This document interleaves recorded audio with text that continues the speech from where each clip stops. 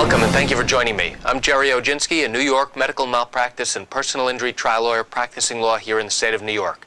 Today's topic is how do lawsuits work?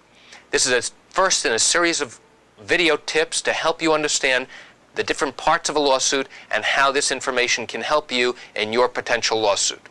First, how does an attorney know whether or not you have a valid case? So the first part is an evaluation of whether or not you have a valid case. The steps to an evaluation involve two crucial questions that an attorney is going to ask you.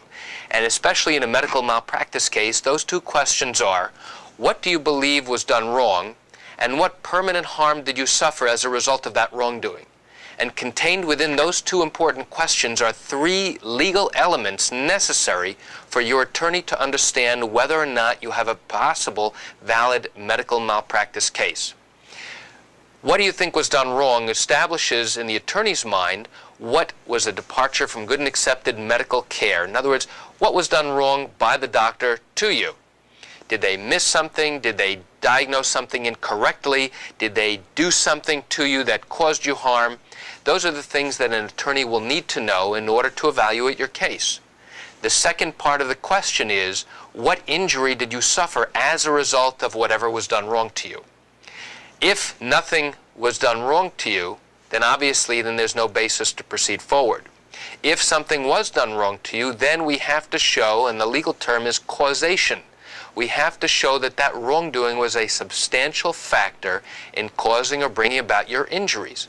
So what that really means is whether it's more likely true than not true that the injury that you suffered is a result of the wrongdoing that was caused to you by a doctor or hospital. The third element of the question that we asked a moment ago is what permanent harm did you suffer as a result? If you suffered temporary harm, it's unlikely that an experienced medical malpractice attorney in New York is going to take on your case. Doesn't mean you don't have a case, it just means it's going to be very difficult to find someone who is willing to prosecute your action.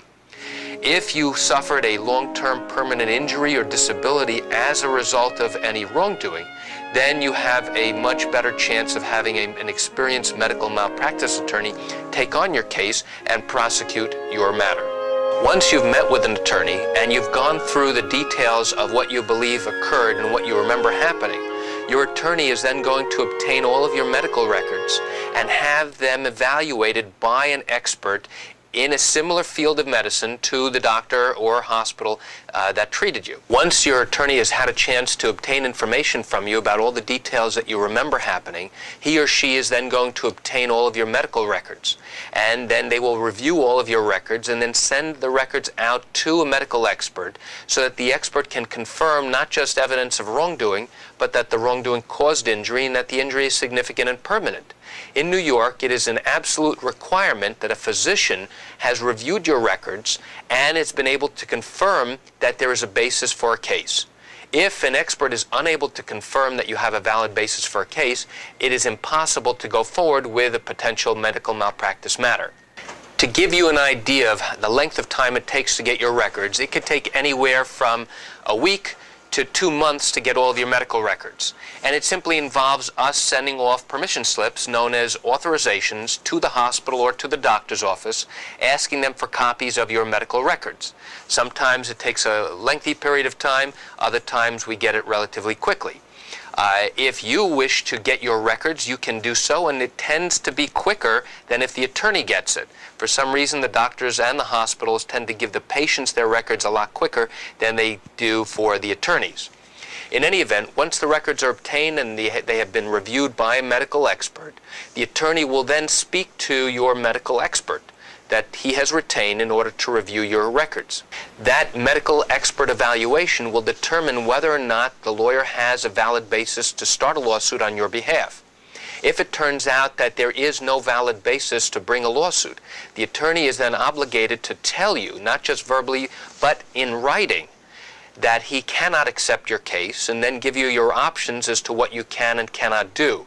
Typically, the attorney will tell you what the time limit is to bring a lawsuit and strongly recommend that you seek advice of another attorney immediately to get another opinion.